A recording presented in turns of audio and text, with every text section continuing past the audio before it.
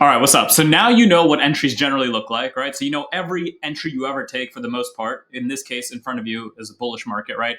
Are going to look something along the lines of these. These are all examples of the double MB or a version of a double MB based buy stop when we're looking at specifically the accumulation MBs. And then on top of that, not only do you have access to that with the AVCs for your case studying, you also now understand how you can use the ATR to properly measure the volatility of the stop losses you want to use and add that to your case studies too. And as you remember, and as you hopefully now understand, I'm looking to aim for a 1x, basically up to a 1.5x ATR, but usually, I try to strive for 1x just based on what makes sense on the trade. And that adds to my ability to take a trade.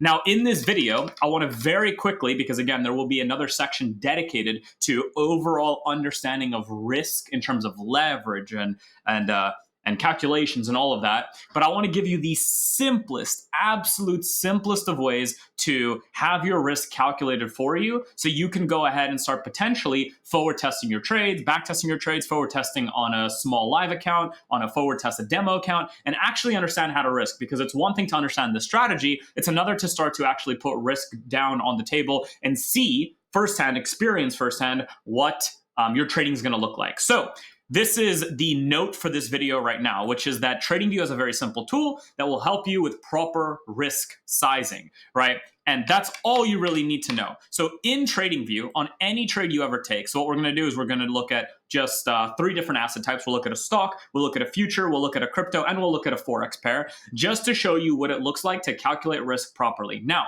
this will not always be exactly correct because different brokers and prop firms might have different contract sizes that they use. But for the most part, this should be 100% consistent, and I'll show you what I mean by that in a second. So if we're looking at a stock, here's Carvana, for instance. I took a trade on this today. I buy stop through this double MB.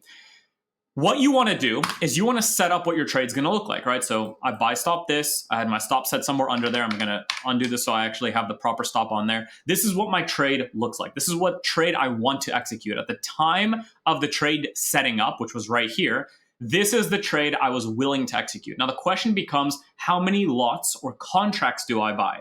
This is now very simple. Once you've put on that long position tool, or short, which you can find under projection or this part of the TradingView, and you should all be using TradingView because that's what I use and that's what you are being taught through. Simply double click on it or right click it and press settings. And here you want to put in your account size and your risk percent.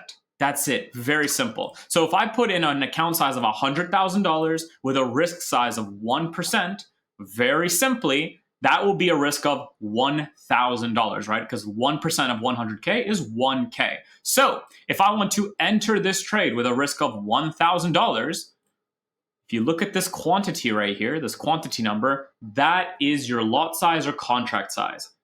And here's the settings to make sure you actually have that on there. So simply, I would enter 775 shares and boom, that would be proper. And you can even test this. Now, here you don't have buy stops, you just have market orders. So what I can do is I can move this down to the actual point here. And basically, if I buy 775 shares at this part, boom, buy. Now, if I put a stop loss at this low, take a look. It's going to be around that $1,000. So this is a way to very quickly and easily help you calculate risk. And this applies to absolutely anything you trade. So that's an example on Carvana. Let's exit replay mode. Let's go to something like NQ, which is a future. How would this look on futures? Similarly, if you were entering, let's say, a double MB buy stop here, and you entered, let's just say you entered on this candle, because again, the point here is to test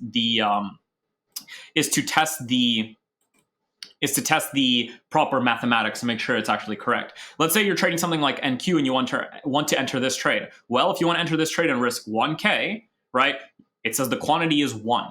So if we buy one contract, we press buy. If I move a stop down to here, it should be 1K, and there you go. It's around 1K. So that's very, very simple, basic calculation. Let's say I want to enter something like euro, US dollar, right, a trade on this. So if I go back to maybe like this point here, right, and let's say I was selling into this for whatever reason, right, just like this, and I want to put my stop loss, let's say here, and I want to risk 1K, you can see in this case the quantity to do that, to risk 1K on 100K at 1% on GJ in this case, actually, this is GBP JPY, to risk it on that would be a quantity of 3,968. That's assuming a contract size of 13968, and you would sell, right? And again, the stop loss is going to be 1K. Now, the reason I said the thing about the brokers and prop firms initially is because with brokers or props, the contract size might be like 10,000. This is very common for Forex. If it's something like 10K for GPJPY pair,